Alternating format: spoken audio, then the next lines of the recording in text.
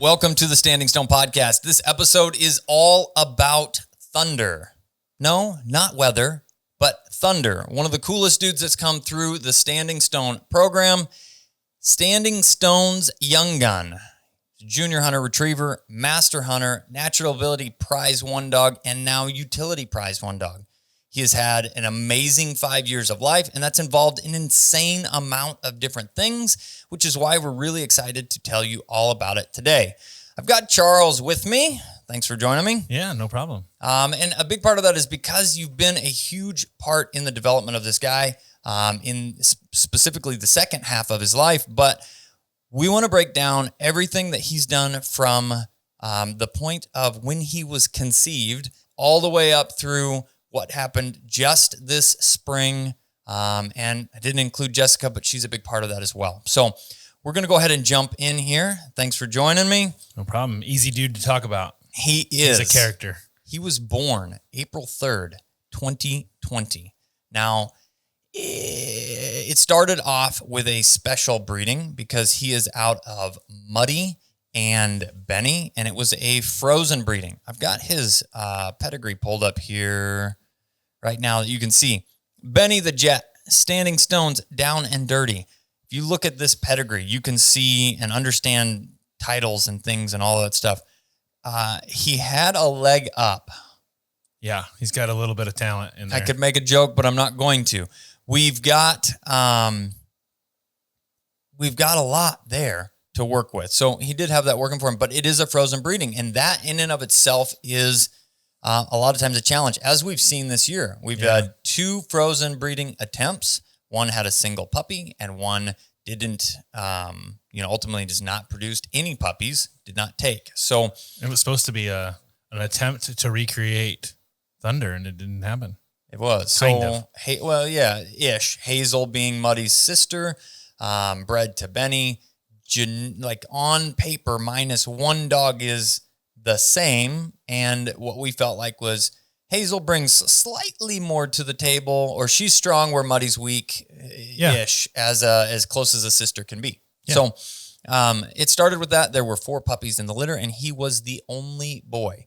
Now, one of the coolest parts through his development is we did an entire training series with him. And that's been it'll be a little bit of the mood of this throughout the entire process, because he's a huge part of anybody that enjoys our training videos, or in any of the educational content that we put up on how to train your dog. Thunder's a huge part of that. He did an entire series. He did from puppy to killing birds over him. We did a steadiness series with him. We've done, now we're moving into some blinds work with him. We talked about whoa training. We did so many individual pieces. He shows up in a lot of healing videos just because he can do a really good job with that. Mm-hmm. And he shows up in a lot of retrieving videos because he loves to work and he loves to do it. Now, bear with me through this one. I do have quite a few notes because it's a lot to kind of keep track of, but we did the phase 1 was 8 weeks through 12 months. And if you haven't found any of his videos, you can specifically look for them on the YouTube series and watch. And one of my favorites is the worst puppy pointing drill ever, or something to that effect. You can see him learn wing on a string. And it's, even at that moment, it was like, good Lord, I know this guy is going to be good. Yeah. As he stands there for a minute with his paw tucked and his head high, pointing the wing on the string. And you're like, yeah, this is the worst thing you could do with your puppy. Everybody's watching and going, why? I have no idea. But so we started with that video series and included in there, and just to kind of put into perspective what kind of dog he is, we did the whoa training in this beginning series stuff. We did the whoa training video where we show the 5, and then I crossed out 5 and wrote 6 steps of whoa training.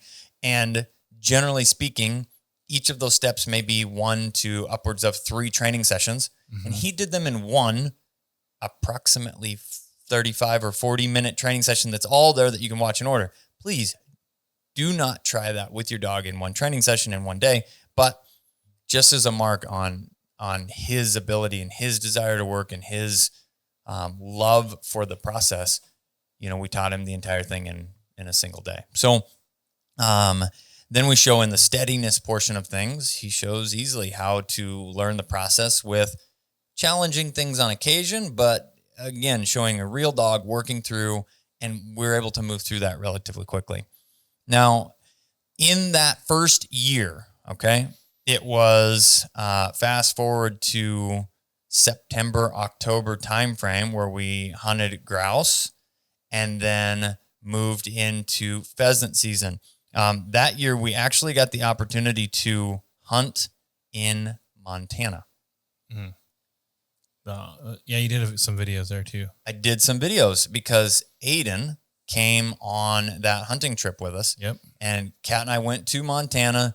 We had this big adventure planned, and then we realized that traveling with how old would he have been? He couldn't have been more than 2.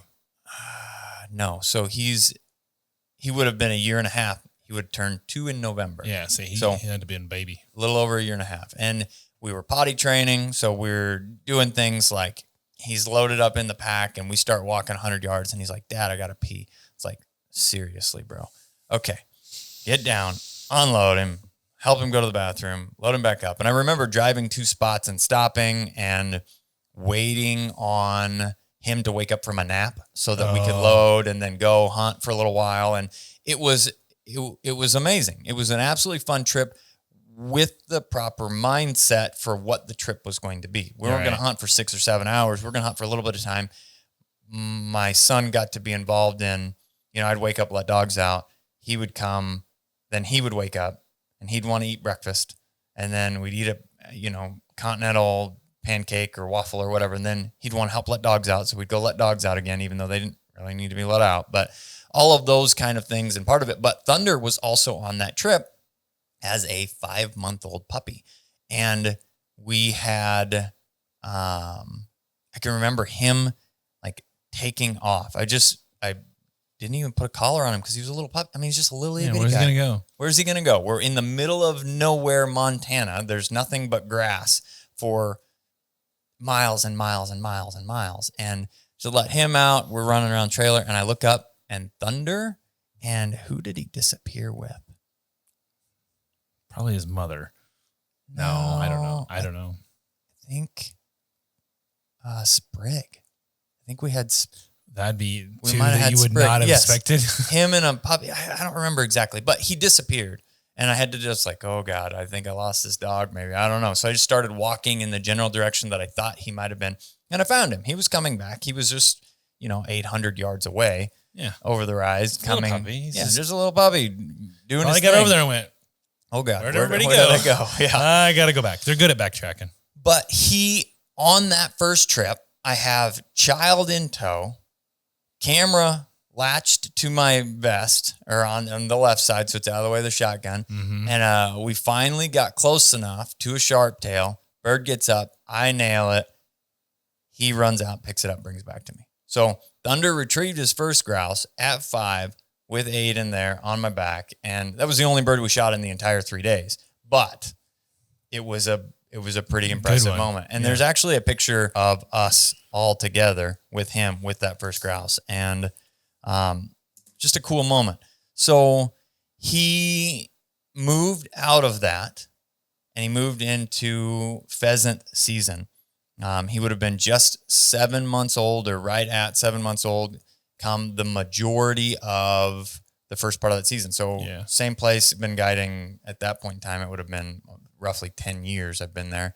And you could just tell there's something different about this guy. Mm-hmm. I mean, he's out here working. He's 7 months old. He's not playing. I take a lot of puppies with us, right? And he's not out there chasing dogs around. Which is what they do for the first day. It never fails. Sometimes even the ones, at least day. Yeah. Even the dogs that come out here and train, all of a sudden they get dropped with 2 other dogs and they're just like, wee, and they just chase puppies, or puppies just chase dogs around.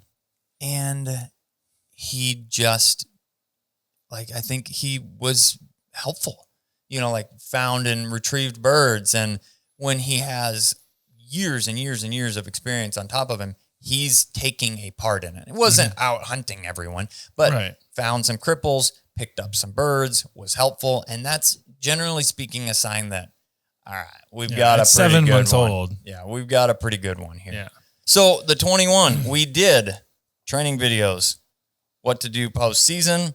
We did the Whoa series, and then we did the Steadiness series, and that all happened in 2021. And the 21 hunting season, he hunted grouse, pheasants, and quail, and he did those in North Dakota, South Dakota, Kansas, and Texas. So to throw all of those dates in the 21 season, the North Dakota trip, we did some, I've talked about that before. We went all the way to Stanley, North Dakota, which is, when you look at a map, way closer to Canada and Montana than I thought it was. Yeah. It's out there. Yeah. And on that trip, we went up, hunted South Dakota, shot a quick limit of birds. Like, that's a thing that you do. We just hit a pocket that was perfect. And then we're like, all right, I don't know, let's go to North Dakota now. So we just rolled on, end up in North Dakota, chasing huns. That was the goal. The only goal of going up there was to find huns, and we did not see one at all. When we were in an area where there's a lot of huns, I don't know if anybody's ever heard of Birds, Buds, and Booze. I probably said it wrong. Podcast. He's in that general area and shows video after video after video after video on his social platforms of killing huns. So probably a secret that he goes to Montana. Yeah, he's not actually in North Dakota anymore. Yeah. No, he runs an entire camp though, and it's kind of a cool deal. So, all that being said, he then went to Texas, and the Texas trip was down at Dan's, where Maggie and Vino are, and we hunted Bob's down there. And that guy's got a fantastic place. It is,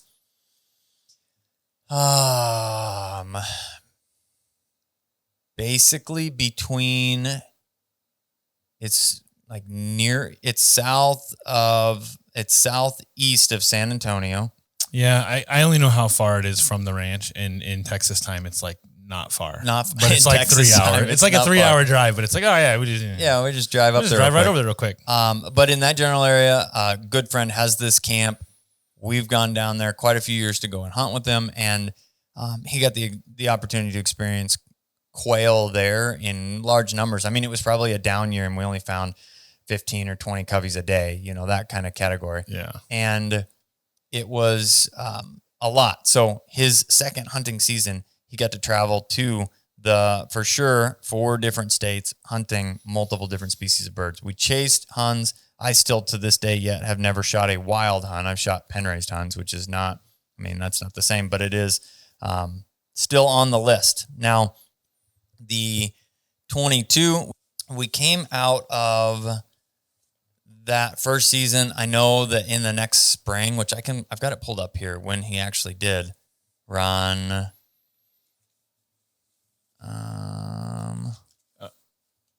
It doesn't show it here. Did he not run? You might have cut off the date. That's why I don't generally do it by date.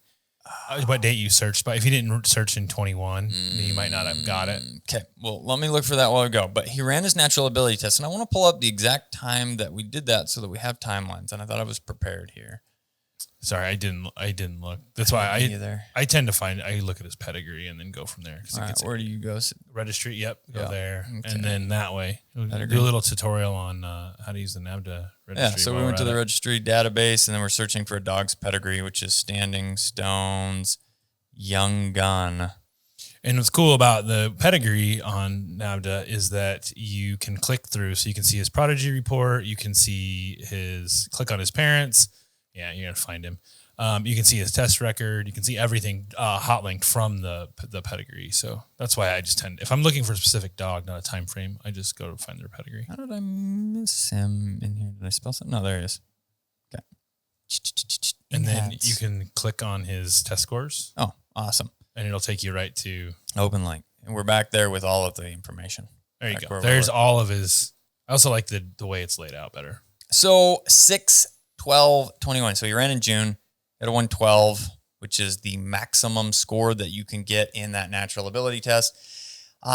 A lot of people get hung up on this, and I tend to be one that falls in that category. I did for years and years and years. There are portions of the test that I don't want to say don't matter, because they do matter. All of it matters. But there are portions of the test that are less predictable to provide the track being the biggest part of this. It's not exactly the same every time, and puppies are distractible. It's just a thing. If they just get, there's a grasshopper or there's a person or whatever, they can be mentally gone for that little blip of 5 minutes that they get to try and do this tracking portion. Right. And it takes a lot of focus. Now, granted, when he was, that would have been 6, that would have been 14 months old. 1 year, 2 months. So 14 months 14 old. months. Math. In that 14-month range, he's a lot more mature than some of the puppies that we run in the 6 to 7 month range, but he had hunted birds. He'd had the opportunity to track and focus on pheasants. And he ran a Hawkeye. Yeah, which means I didn't run him. It would have been somebody else ran him. Not Maybe me. Kat. Kat or Jess? Doesn't say. It says handler, Ethan. Oh, you ran him. There was a one test. I don't remember. Yeah. You had client dogs. We could look the test up. You ran like 4 dogs. It was funny. Perfect. My memory serves me well. I just remembered definitely that. wasn't You were like there. Yes, you ixnay were. on the I'm not testing puppies anymore, and then all of a sudden you come with a whole handful. Like, well, I guess today I'm running puppies. And the reason I'm not running puppies is I have a lot of very accomplished people that have the ability to do that and continue to grow through that process of learning the testing system. But he ran at the 14-month category. He got a natural ability prize 1 maximum score of 112, which also looks and feels awesome. But don't hold it against your puppy if they struggle a little bit in that track category. If you run into an issue where they struggle a little bit in the swimming portion and you've worked really, really, really hard, maybe that is something to evaluate. Maybe this dog doesn't have quite as good a chance moving forward through the process, or maybe they struggle in a desire category. That you have to take into consideration the entire day. Were they sick from traveling? Were they working through 98-degree heat and really just got hot? And, they still have to judge the dog struggled, but they can't. Lots of things. There's no way to know. Yeah, there's lots of things. And so basically what that comes down to is had he got a 2 in track and he was a 106 prize 2, it'd be who he is. Correct. The only time I think anymore that we, at least for me, for sure, and for the kennel, is the only time we rerun anything now is if it's not them. Like Yahtzee went out, pointed her first bird, ran it down, caught it. First bird she'd ever done that too. And ripped everything. And then ripped every bird after that. Mm-hmm. And then literally that night backed on 4 or 5 points and pointed 4 or 5 birds of her own. It's like, that was not Yahtzee. So Yahtzee ran again and got a 112 because that's, Mako didn't swim. She was a 4-month-old puppy. She got in the water once, didn't come out. That's not Mako. Taking into that consideration of she was 16 weeks old. Right. Not almost 16 months old, which is the cutoff, but there's a huge difference. So, and so, but if any of those dogs when I reran them had gotten, if it was them, it was fine. It just is what it is. It's no big deal. Absolutely. He finished that out. And then at that point we had done a good portion of his training video series in that time frame too. He was doing some of the more advanced stuff like formally WOA training, and those pieces are in that zone of the early part of 21. And then the latter part of 21, he got to hunt a lot. He went and spent a bunch of time grouse hunting with me. He spent a bunch of time pheasant hunting with me and really, really, really shined. That was where he did an absolute fantastic job that fall. Now, I want to look this up, and I knew we were going to find things as we went to continue to pull up, but let's see. I want to see exactly how old he was when we started his steady to wing and shot training, where we did the playlist here. So right here, Thunder's list. Step 1 was recorded and posted 3 years ago, and it doesn't give me an exact date here. It would have been... It looked cold. Yeah, it was wintertime. It was probably at the tail end of the fall. Let's see. It just says 3 years ago. So we're going to go with that fell into the category of the 22 zone. Well, like I said, when he got back, he was very steady. 21 zone. Yeah. So I don't know when he left, but exact timeline. He moved into the spring-summer time frame. I know that it would have been May, right as Bob was getting back to New York.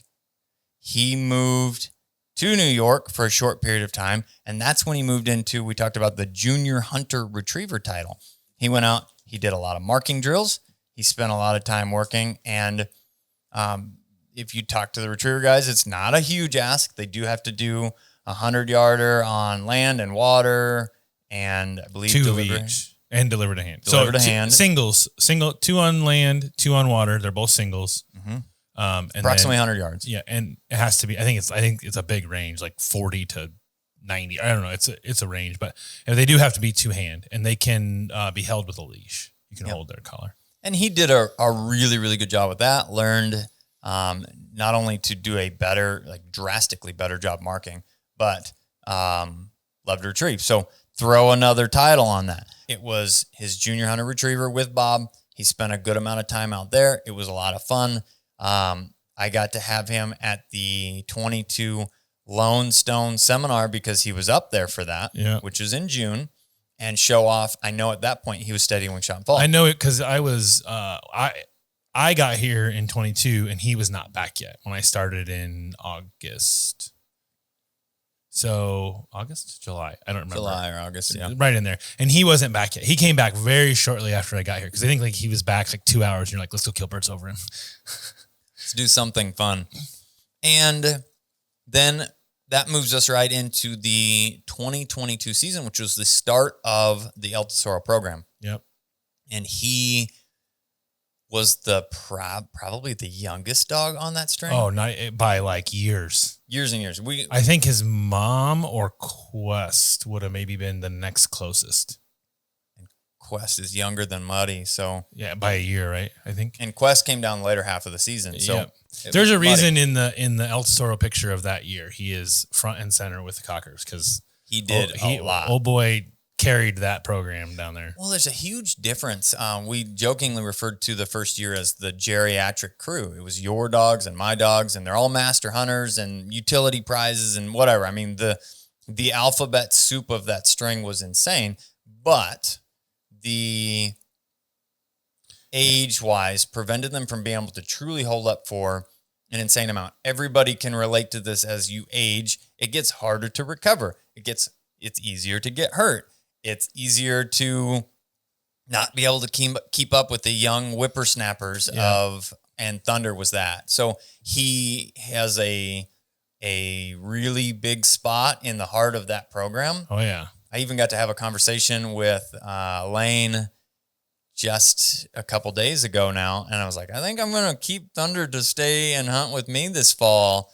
And he's like, no, Thunder likes to hunt quail. And so it just proven that he really loves that dog and how much he's done down there. So yes, Thunder's going to come hunt with me for a little bit, but he'll be at the ranch to hunt because he's good at it. So he is good at it. It's, he got the opportunity then to hunt with you. And that's where a big part of this transition came in. You started doing a huge amount with him in the 22 to 23 seasons. Yep. You took him on some duck hunts. Down in Texas, yep.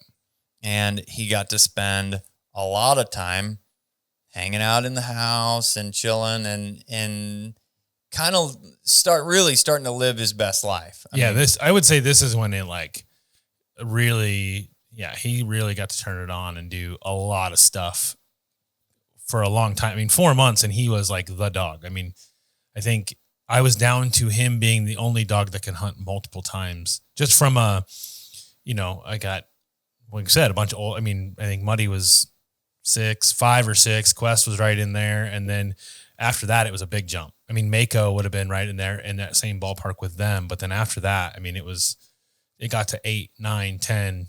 I mean, Nix was there. And 3. Yeah. Nix had been 10 the first year that we went down there. Yeah. So, I mean, we're talking, and they can do it. It's just how often can they do it?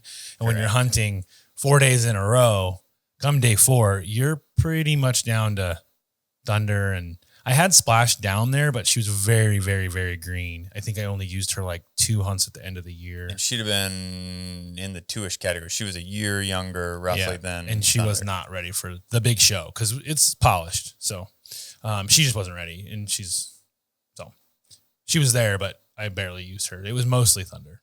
Now, to break down the El Tesoro program just a little bit, it's a private ranch. We've talked about it on other episodes. It's one of those things that you truly have to experience firsthand to fully understand. People have heard of ranches, people have gone hunting before, but not very many people have been to El Tesoro, and it's different. Yeah. You can try and explain it. We've talked about it a lot, and people are like, "Oh, it sounds nice." No. It's different. There's like the level of clubs, and there's the level of ranches, and then there's El Tesoro somewhere in this zone-ish. Right. But he's down there, and the hunting aspect of it is two parts. They have wild birds, and they've done an insane amount of development, which was just starting in 22. And it's, the amount of, they were there, but nothing like they were this last year. I mean, it's the amount of population like quadrupled because just of all the work they've done. Yeah. Having the proper things that they've built over the last 3 years. And they've had good rain. Things have also landed in their favor the right way, but their work has definitely paid off compared to the first year. Well, and I know that they've got, I got to hear kind of an update on that, spraying the additional brush and getting that killed out. Anybody that's been to South and Southwest Texas, the Texas brush is a thing. Yeah. And it is brutal. And they had to reclaim by getting rid of the brush with giant roller choppers that are full of water. It's this giant wheel with big fins that as you drive over the brush with this huge. Imagine a steamroller, but bigger than you think, with giant, 10-inch teeth sticking out of the drums. Metal fins. Yeah. To just not only knock the brush down, but then chop it into these little pieces that can ultimately just turn into dirt. They had to get a bigger tractor to pull the thing. They had to get like a 370 horsepower, huge tractor to pull this thing. So they reclaimed. They've now had to then fight the residual because the roots are still there. They try and grow up little sprouties. You spray them once they reach. I was talking to James a little bit more about this, that if you spray just the tops, a lot of times it still won't kill the roots until they've reached a certain level of maturity. And then if you get enough spray on them, then it kills the roots too. So that's why that's why their timing of spraying was like they sprayed. And then they just had so much to do that they hit the window where they couldn't spray because it was going to be a waste of chemical. Yep. And so they had to wait until this year again to finish it. But they have the wild population that is continuing to grow and thrive with the continued habitat development. And then they have, kind of the fun zone where you get to put out a bunch of birds and shoot a bunch of birds. And it's the put and take portion of that. And in that process, Thunder still holds the ranch record with Lane. And from a dog standpoint, someday maybe a group may shoot more birds. I do not believe that a single dog and cocker will ever break that record. I don't see it happening. But they killed 98 birds over him. Yep. In approximately 2 hours. Yeah. Maybe with the pick up the other 5 birds, it was 2 hours and 10 minutes. I don't know. It was fast. So what had happened is that somebody else that worked for the company that the owners own, they came down there and a group shot really, really well. They shot really well on day 3, a lot of residual birds out, and they shot 72 or something. I don't remember exact number. I'd have to look back. And Lane heard that and went, no, not on my ranch. And he said, record. I love it. Yeah. He grabbed a couple. He grabbed James and a ranch hand and said, let's go, boys. We're going to go. And I said, well, this is the way I would do it. If you want to shoot the most birds possible, I would take 1 dog. I would take Thunder, and I would take 1 cocker, and you will have less going on because you get dogs on point on 2 coveys and 1 covey runs. And just there's a lot. You narrow it down. You 3 guns. You guys can blast away. And I said, all right, let's do it. And Thunder hit the ground running and didn't stop. That's awesome. So that first season, he gets to... We never said the number. I said 98. Oh, did you say 98? I said he had 98 killed over yeah, you're right. With the total, because we had one more dog to run a little. Mako. Well, Mako jumped in there? Yeah, we got done. And he's gassed. Don't get me wrong. Yeah. Because they're shooting, 5, 6, 7 birds, and he can mark, whereas the cocker gets a bird. They mark a bird and they go get it. So he's out there, and I'm like sending him here and sending him here and sending him here, and he's picking up all these birds. I mean, he was gassed, and it was warm, and they said we counted birds, and they go, well, we can't stop now. We got too shy of 100. We got to have 100. And so I dropped Mako on the ground for, I don't know. We tried to shoot 2 and shot 5 because there was just birds everywhere. So it was the hunt was 103, but 98 birds that dude watched fall. So wild. How many you think he saw fly? I mean, you had to see another. Usually, I mean, if you shoot a quarter, you did well. Now these guys did better than well. So that's probably half of what he saw. I mean, he saw at least 200 fly in front of him. That's wild. Yeah, it was pretty nuts. And granted, folks, at this point, handling all of that with a collar on yet, but still steady 2-wing shot and fall. He broke twice where I had to stop him. It was like bird 86 and 89. They were like right in a row, and I had to stop him. He didn't get the bird or retrieve it or whatever, but two times in that. That was the other impressive part about it is like I didn't have to handle him. Yeah. Like he had a collar on, but he just stood there through the whole thing. It was wild. It's absolutely wild. And he, at that point too, now is in the zone of becoming a stud dog. He's done a handful of breedings, and I don't have the exact list of all of them, but he's done a handful of breedings, and I believe he had bred Quest in that zone because that's what produced Doc. And Doc's going to have his own show here down the road because that dude is doing it again. He's doing it again. Absolutely. Yeah. But during that process, they actually have amazing duck search water. And you spent a big portion of the fall developing that. Go ahead and talk into what you saw there, because our notes say duck search monster with a bunch of highlights and underlines and stuff, and I wasn't there. So he basically just took off like a natural. He tends to have he's like the most cooperative, independent dog in the world. If he thinks he's doing something wrong, then he'll look to you and be like, I'm sorry, I don't know. I'm not supposed to be doing this. But if he's confident and knows it's right, you can't stop him. He'll go through a brick wall if he has to. And we just showed him some ducks. I duck hunted him down there, which helped. I think I'd maybe done some duck search introduction on the pond behind the house a little bit because I had done some with Quest then. I'm pretty sure I did, but nothing crazy. Just to chase a live duck and catch it. And I even backed off on that because of Master. So, but he started down there is when I realized like this dude's gonna rock and roll in utility too. Like he has all this other stuff, steadiness, retrieving, all the obedience down. And it's like, can you now do this duck search thing? And instantly took off. I mean, he was an instant success because the duck search pond, I don't know how many acres you think that pond is. I mean, if you got to cut it kind of in half. 30, 40. I think on the because their exotic fence cuts it so that the exotics can use it too. So it's probably 30 acres of water. That's and big. I watched that dude in the back corner. I mean, just gone 500-600 yards out looking for ducks. Very, very natural. Had a very natural send. We worked on that later, which we'll get into for his testing. But from the very get-go, it was a super natural duck search dog. He loved it. It's awesome. And it was as simple as I put ducks out, and I think I took him out in a kayak like one time. And he was just like one of those natural dogs that just does it. And there's lots of different ways to teach it and develop it. And we're in the process of putting together a training series to show you how to develop dogs for the duck search, which is going to involve having multiple different dogs that have more natural ability, slightly less natural ability, to have hiccups. We have to show dogs that aren't perfect. Like Thunder wouldn't have been a great option to show, look at this. You just let them go in the water and they kill it. No, they don't.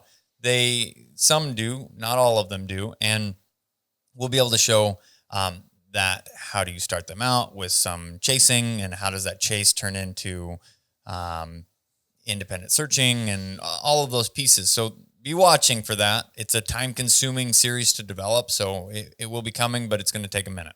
And because like everything, we're very individualized. Like every dog gets a little nuances to it. So there's a lot to talk about because there's a lot of ways to do it, and you see certain things in dogs and you have to adjust. So luckily he just did it. So I didn't have to do a ton. He kind of made it easy.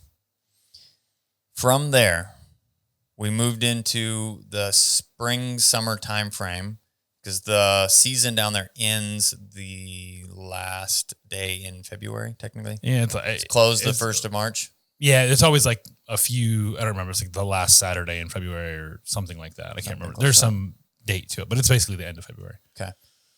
Which is when everybody comes back to the north.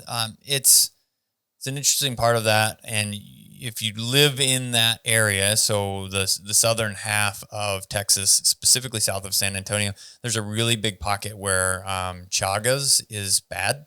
If you are in that area, you should probably look into this.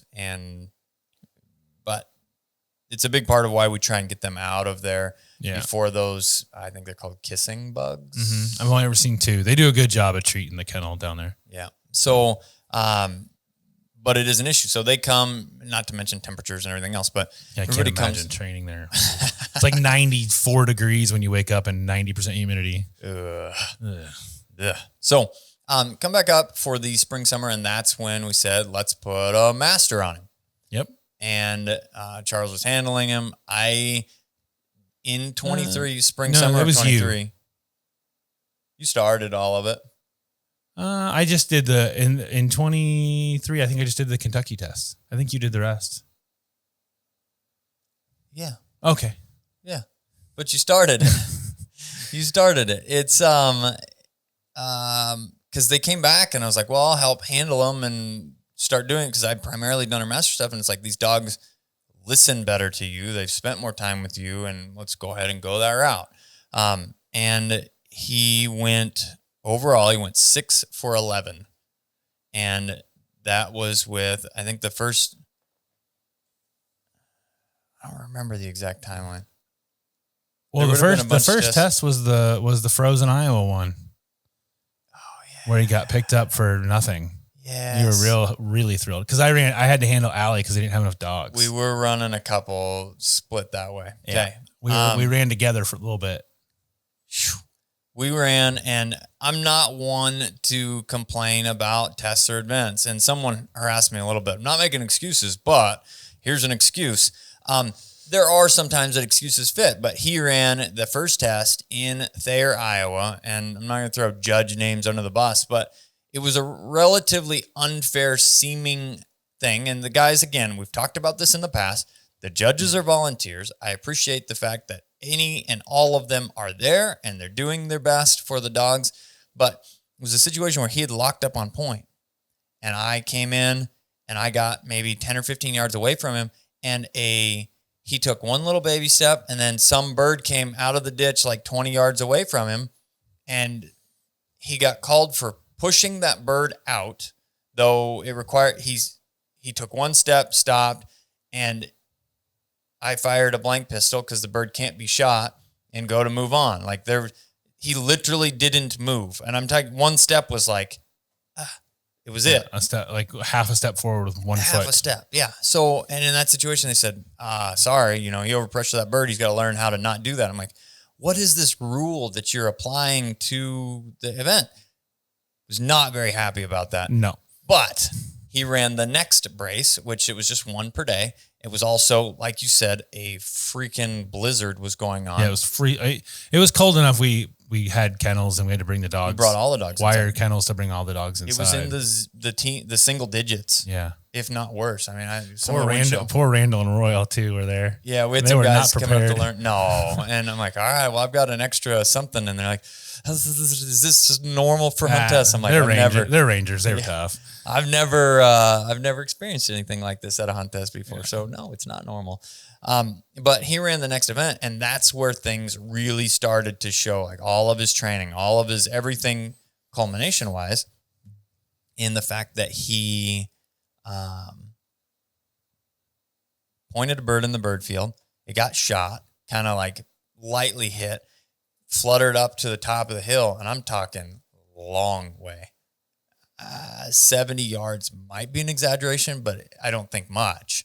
It was way up there. And they're like, the judges at that point were like, I think it's hit, but maybe, are you sure you want to send him on this? Or like, we could rule that as, and again, judges trying to help work for the dogs and provide fair-ish situations and go, we could probably call that bird's not dead or whatever. And I'm like, well, I'm going to take my chances as I look at him and he's like zoned in. I'm like, the dude's got it. He knows how to mark. He knows how to do all of these things. Thunder. He tears off up the hill. In the words of the retriever man, Uncle Bob, front foots it, picks it up, comes back. There's like cheering from the gallery. You know, it was, and he found one more bird, got his callback runner, got his first pass. So we were 1 for 2 the first weekend. One thing we didn't touch on is he's the only dog here that can go on his name. You can send him on his name. Oh yeah, because I used the crap out of that in Texas. I almost bit me. I showed off at the very end of his process too. But it's very cool when you end up kind of far away from where he pointed and he's standing there on his toes, locked up, and you go thunder, and he just runs out and steps on some. He did some of that in Texas too, just some crazy long cripples. And I'm sending him 20 yards away from me, and he goes zooming by me another 100 yards and steps on it and brings it back. And everybody's like, what the heck? I'm like, yeah, it's pretty sweet. Yeah, he's good. Yeah. It's really what it comes down to. He's good. But the name is important because it will come in later. We talk about being able to handle dogs, and it's a fairly common thing that comes up that people will say, well, you could train it and I can run it, or I've got this dog trained. Would you take it in and run it this weekend? And there's a potential that can work, and it has worked for some people, but there's also more potential that it won't work. And in this preparation process, I was handling him, and now that we're talking about it and actually remembering, I was handling him in Piper, and I finished Quest and Allie. Yep, we had 4 dogs. I won't forget because I had a rough go. Well, Allie finished fairly quickly. I think she was the first one done. And you had handled her, and because there weren't enough handlers to have brace mates and things like that. So you handled Allie and who the first? I don't think we had Piper that first 1 or 2. We didn't have Piper yet. I think we only had the 3 dogs with us for the first. I know for the first event, it was just the 3 of them. Just the 3. Yep. Well, it allowed for not having to pull in buy dogs that they didn't have. They go, we can run with this junior dog. It's like, not in a back course. So, but Allie finished relatively quickly. Quest finished relatively quickly.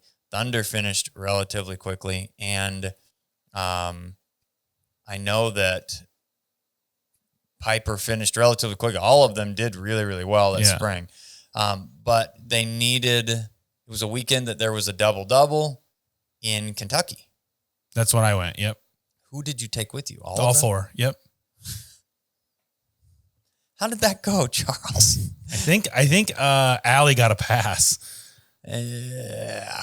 Maybe. Well, I finished Arrow, senior hunter. Yeah, because you had Arrow to run. Because I was like, well, I'm going. I think she needed 2 passes. And I was like, well, come on, Arrow. You can come along. Because I ran her, she passed the invitational in 19, and then COVID happened, and I was going to finish her senior hunter because she went into the invitational with a backing issue, fixed it, ran her in senior to make sure it was good, and it was good. And I went, I'll finish it, when I get a chance. And then COVID screwed that all up. And then I was like, oh, well, I'm going to run these dogs. I'll take her along. So Arrow had a good time, but she's my dog. I trained her. And at this time we were, this back and forth thing was when we were kind of trying some stuff. Well, and these are dogs that I primarily did all of their training, though you handled them and some of them more than others at the ranch during the fall, and you had some rapport with them, but it's different. And I'd been running, at this point, I think Thunder needed 2.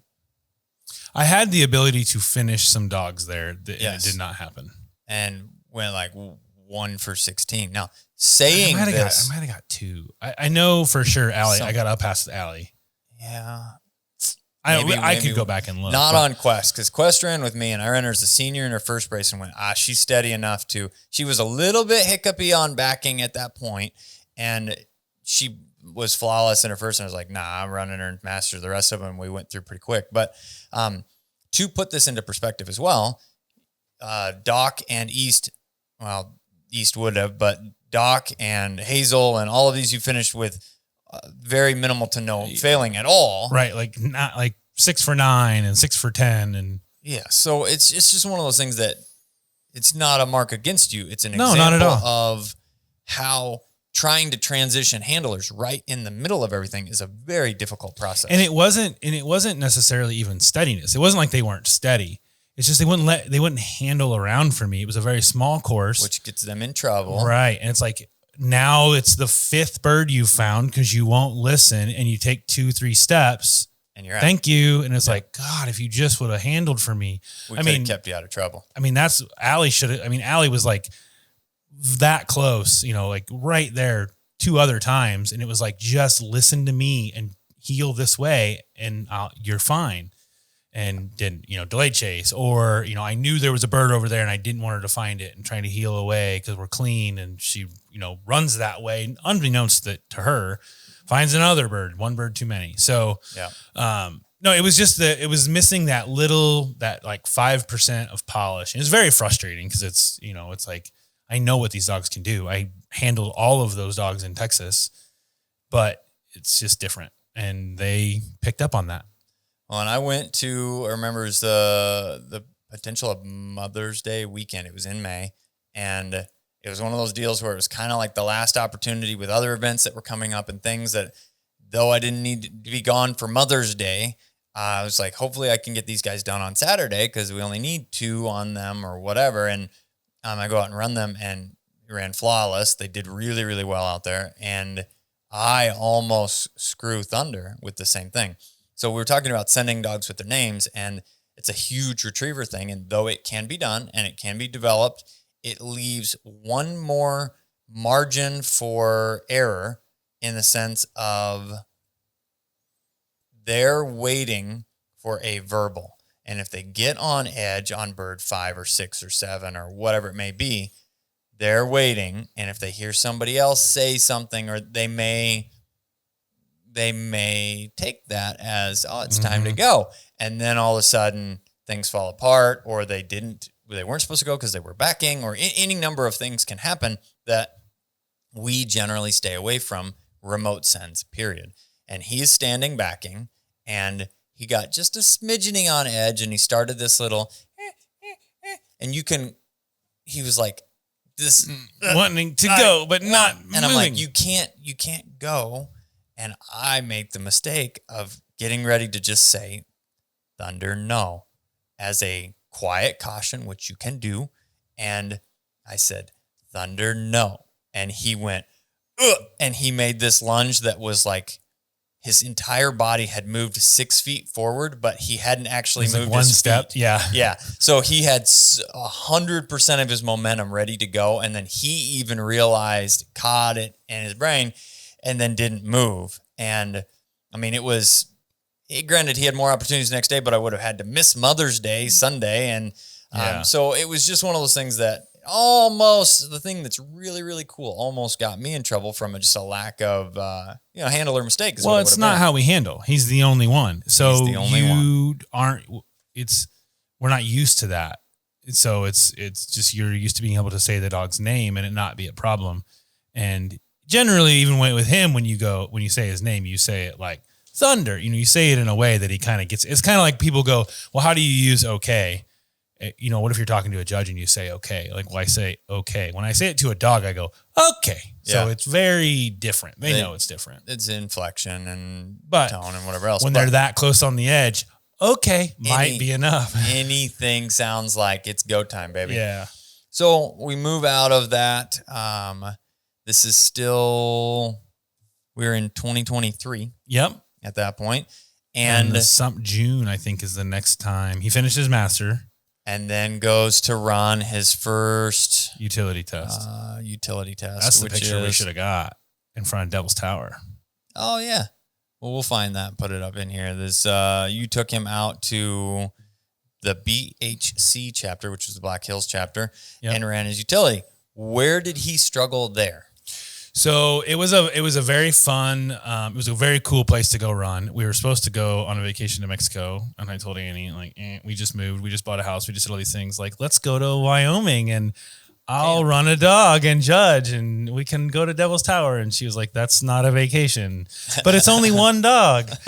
That was my pitch, which did not work. We had a great time. We went out, I think, like 3 days early. And like I said, we went to Devil's Tower and did some stuff with him. So I wanted to hike him with me, take him with me and go on the hike, but national parks, it's a no-no. So he couldn't go up to Devil's Towers with us, but we have a great picture of him in the campground because we had a sweet camping spot, like right at Devil's Tower, right at the edge of the campground.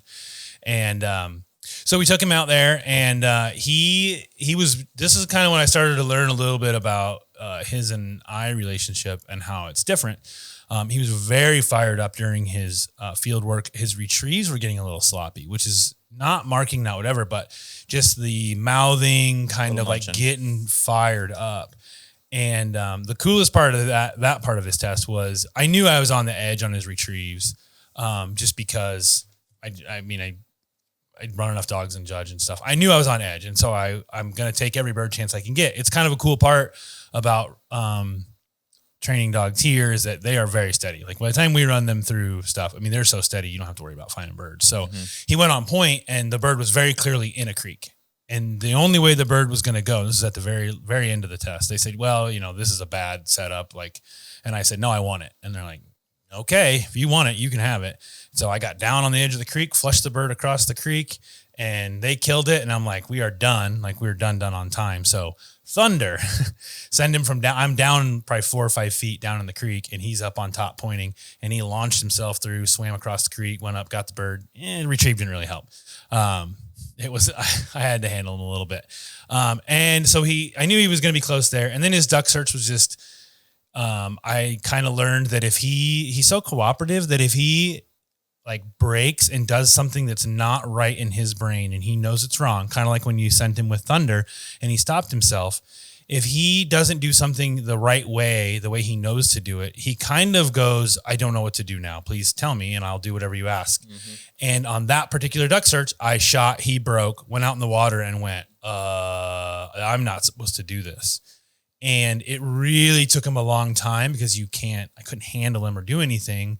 It really took him a while to get going again. And I don't know if that was if he picked that up, that maybe would have been a little different before his master or not, but it was definitely something that is him now for sure. And he just struggled to get going. And so he ended up getting, I think we got a 2 in retriever shot bird and a 2 in duck search. We got it pulled up. I can look. Yeah. There's a 2 in that field category, a 2 here. Drag. I don't know why, no water. No, that's not, that's maybe healing. I have to remember. I think that might be healing.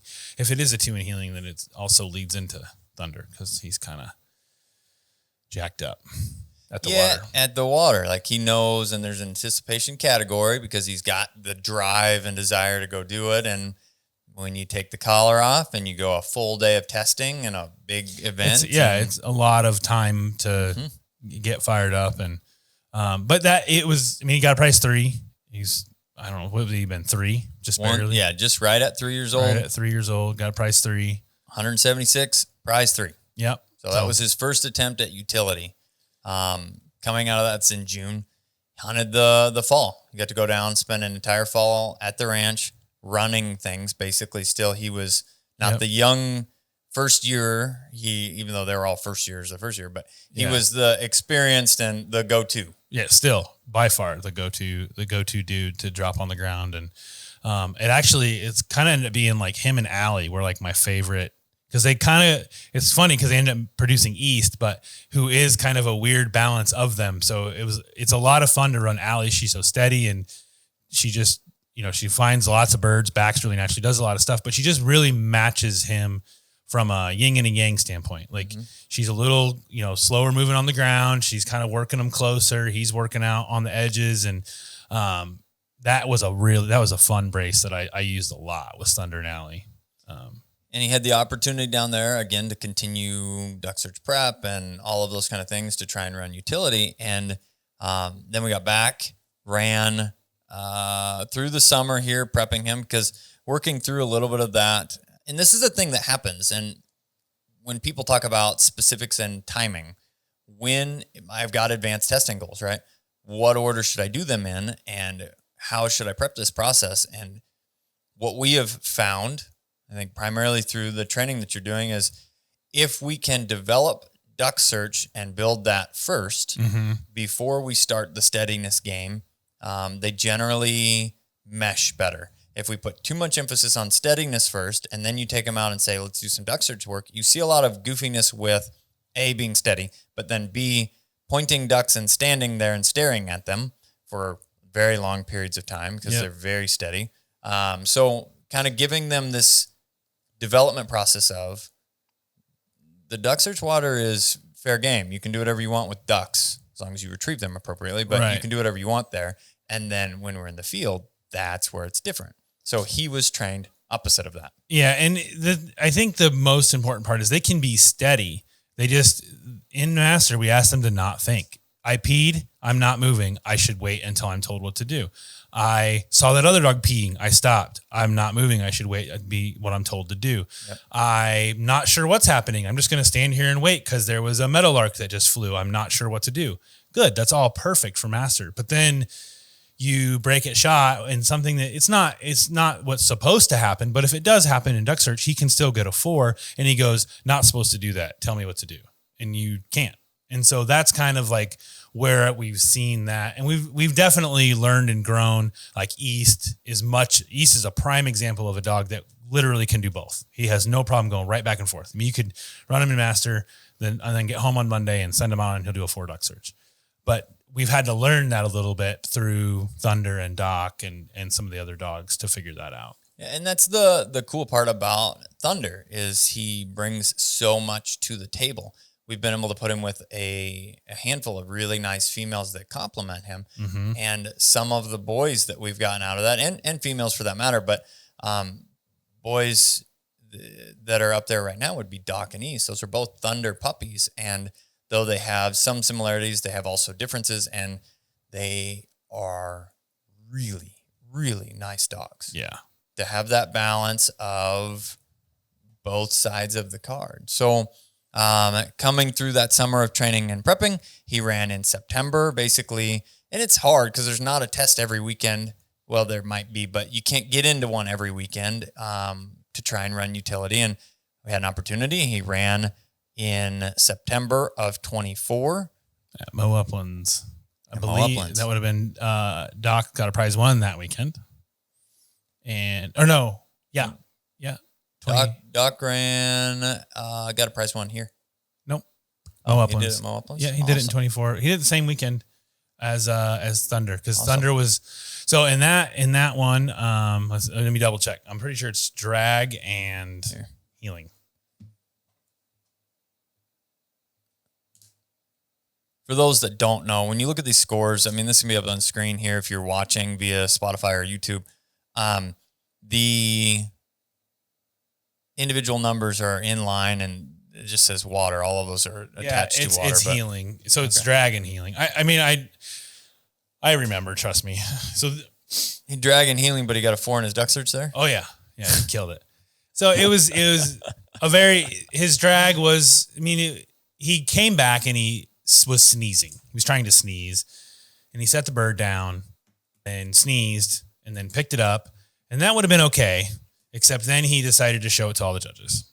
Made a little parade and did I had to say, get over here. And so, and then healing, which is hilariously ironic in the fact that I talked about how amazing of a healer he is, but it just comes into the context category of we're healing down to the water, where I can anticipate something amazing is about to happen, and so he's interesting how we can get into like seeing his issue and how he specifically, how I believe that we got through it in his brain, how he works, again, individualized training. So he was able to, where I was at, I really couldn't put him somewhere where he didn't know what was going on. And so he was getting just amped and pumped because he realized like, I'm going to go do this. And I believe how we got him through it is that we showed him that the whole thing is your retrieve. So it's not just you sit steady by the blind and you get a retrieve. It's you heal, you stay by the blind when your handler walks away, you sit through the shots, and then you get a retrieve. So in his brain, it's not broken down. Which is normally how we train it. We train it individually and it's all crazy. For him, it starts at the beginning. And if you're a good boy and you do everything right, then you get a retrieve. That's how much it means to him. Absolutely. So that was the way that, so he got too fired up and I mean, it's just who he was. And it was very frustrating. It was like, oh, he was so close. He was such cause I wasn't sure on the drag thing. I mean, I was kind of like, it's close, and I wasn't sure on the healing thing. And they said the scores and I was like, oh, yes. So close. Yes. And it was it was good. Doc got a prize one. It was cool. It would have been cool if father, son could have done it. Both of them do it. Yep. Yeah. And I mean, this is a great time to talk about it. We have a ton of resources available for anybody trying to train their dogs at home themselves. Just like we are talking now, the individualized portion of each dog is what experience and sheer volume of working through and treating dogs fairly like a puzzle, not trying to force them into the wrong sized box. We say, how can we evaluate and help you as an individual work through this problem? We have online courses. You can find them at standingstonesupply.com. You've got, and standingstonekennels.com for that matter. It's anywhere you find Standing Stone, you can find the courses, and it shows videos that demo real dogs working through the learning process, but it's only one example. And though the steps are going to be similar for your dog, how your dog approaches each of those steps or where you hit hiccups is going to be different. With that course, you have the ability to set up calls. You can get right onto my calendar, pick a spot, and then we meet with a video chat where I can either watch your session or we can just brainstorm together on where you need to go or how you need to maybe slightly modify what's available to you. The other side of things is we do have, we are set up at patreon.com/Standing Stone Kennels, and that's where you can get help on the daily. Send messages, I respond to those. Record your videos, which I recommend everybody do anyway. Yes. Record your training sessions. Watch them. Anybody that watches videos and is trying to do the training themselves has a lot of experience watching, here's my horn, good dog trainers work through things properly. You know what it looks like when it's done right. So if you are watching yourself, you're going to be able to also recognize, here's where I made a mistake. Maybe, even if you don't know the answer, you at least start to recognize this is what I'm doing, whether it's talking too much or using additional body language, or you go, oh, I'm not even using the clicker in this puppy training session. I just completely blacked that out. And all of those things are going to help you to move in the right direction. If you don't know, you can send the video to me. I sit, review it. We talk about it. I give you feedback on how to move forward from there. So there are a lot of resources that we have to offer to be able to help you if you're interested in doing the training yourself. Now, as we get back into this, that's the fall of 24, not to just glaze over this, but he had another amazing season at the ranch. And this really where we moved into a lot more hunting of the wild bird category. Right. And this is where things start to look silly. Yeah. He's finding coveys of blues and coveys of bobs and making it look easy. Yep. It's an interesting thing that some dogs have a knack for and other dogs do not. And that doesn't just mean quail, but it means all wild birds. Some dogs are good at recognizing and evaluating what are real objectives to hit. You see smart movement, not just blind running. And it happens. Some dogs, generally speaking, it's that people talk about, dogs are in their prime in 5 to 6. For us, generally, we get to speed that number up a little bit just based off of experience.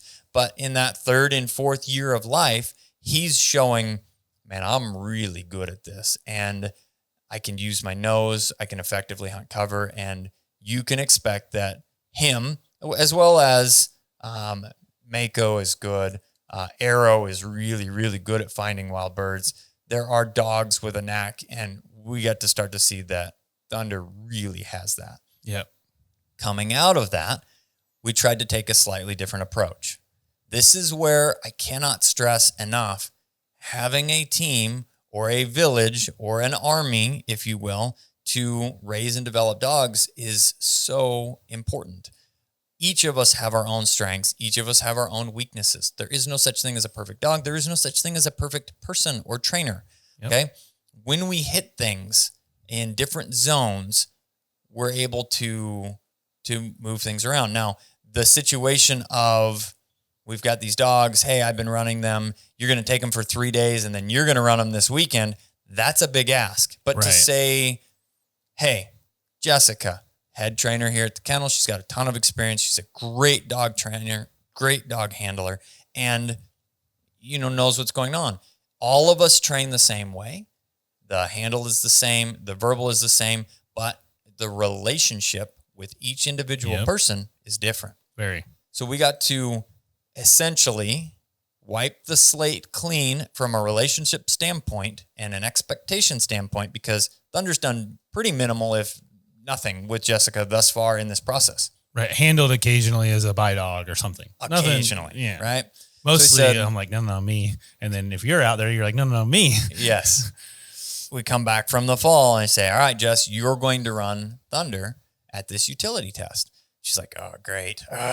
Now the pressure's on me to try and get this done or whatever. But she did an absolutely fantastic job, which is where at exactly 5 years old and 0 months, which was in April of 25, this April, he ran and got a utility prize one. Yep. With 198 out of the total of 204. He had a hiccup with, what is the last number in that portion?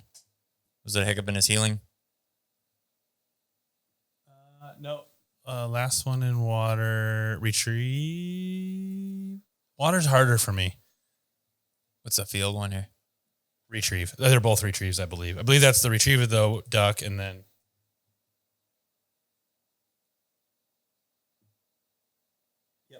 Yep, and that's his shot bird retrieve. So he had maybe just a little bobble with probably getting a little mouthy, or again, maybe did a little wandering. I don't remember exactly. I don't either. But maybe did a little bit of wandering, which isn't that abnormal with a new-ish handler, but she got to spend approximately 2 months with him, handling, working through things, and it shows. We got progressively better, but at the same time, switching handlers made it exponentially better, in a sense that he didn't play some of the same things because he didn't have these preconceived notions of, I get to go play and have fun with Charles, or I have to be very serious and steady with Dad. Those are, that's the kind of relationship differences. And you still to this day will see it. Absolutely. If he comes and handles with me, he doesn't push the buttons. If he goes and handles with you, he's like, wee, here we go, which I can do all the steadiness stuff, but at the same time, it's more fun.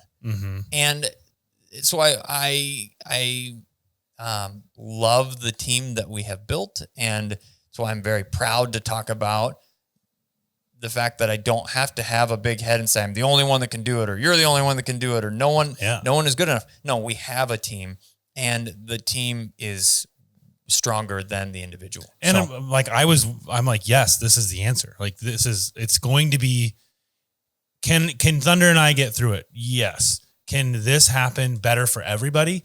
Yes. It's better for Jess to do it. I can admit that it's going to be better for Jess from a what's best for the dog. And it showed. Nailed it. He nailed it. He did a few little things that he did to me. He's really excited to heal. Yes. He gets a little worked up there. But again, that I saw that happening more so towards the end. And I said, we're just going to make that whole process his retrieve. And it will work for his brain, because that's how his brain works. And being able to take that fresh start of a new handler. Right. This is the expectation that's built with this individual. From day one, this is your expectation. Correct. And then he just nailed it. Well, and it's part of the thing that we talk about, not to downplay any professional, but the professional that takes on your dog that's struggling a little bit, you say, he's kind of wild and whatever. He comes in. Our job is way easier than you trying to do this at home, because you do spend 100% of the time with them. The dogs that are here, time is structured. We have windows that they're working in, and then they have time that they're resting. And they get potty breaks and fed and all those kinds of things. But every part of their day is very regimented. We don't have, I'm cooking dinner and the kids are running around, and I need you to also have an opportunity to be out because you've been cooped up all day because I was working. And then I'm not really paying attention to you because the kids are pulling focus, or whatever it may be. And then they kind of have this, I can get away with some things. And I learned that game too. You have a very structured, this is what we're working on. I don't want to sound bad. The dogs are having a lot of fun doing it, but it is very clear what the expectations are. And there isn't a lot of that uncontrolled environment for them to learn things that they can try and get away with or whatever. So, and Thunder got to take a little bit of he was kind of the one to learn, like, how are we going to do this? How are we going to do this? Where we're running all these dogs through NAVDA and I'm handling them and you're handling them and what order are we going to do things in? I mean, he taught us a lot about how to move forward. And it's, again, showing with how well the boys did this year with their Master Hunter, all their tests and dog finishing. And the ability to run utility. I mean, it's we were going back and forth-ish. And like you're saying, East specifically being a shining star in that zone of being able to go, all right, I can duck search. I can be a wild man here, but then go to the field and handle flawlessly and almost not question stuff. I mean, he's a dog. All dogs are dogs. He had a little hiccup in his utility tests, which are silly and frustrating because if anyone should be out there killing it, it's him. It's goofy little things that this is why it's not easy. They don't give them away. No, they do not. So, wrapping up this Thunder's life, as you will, or as it is thus far. You got a big task you're doing now. Well, that's what I'm saying. Okay. We're moving. Make sure you don't miss that. No. We're moving into his newest video series. That is preparing for the Invitational. He has to do a double mark. Now, granted, I'm going to show some drills like teaching doubles and the introductory work to that. And he's going to make that look simple. So for him to be able to show it because he already knows it is the problem. He learned a lot of double stuff with Bob. Well, I'm saying if you wanted to, we can talk about it later. But he learned a lot with Bob. We will film the videos not with Thunder, but what he doesn't know is how to run a blind. And we're showing that. If you've already seen on YouTube, there are videos showing some of the introductory portions of that. We're struggling a smidgen with heat now, so it slows that process a little, but I'll be able to get into it more with more frequent videos coming into the August, September timeframe, right before we start hunting again. But he is starting his whistle stops, which will probably for him, because he's good at it, be sits. Your dog may be able to be standing, which we talked about that as well in the video, and then learning to take some level of hand signals and explaining the differences between retrievers and versatile dogs through this process. Ultimately finishing up with he is qualified and will run at the 2026 Invitational in New Mexico. Yep. So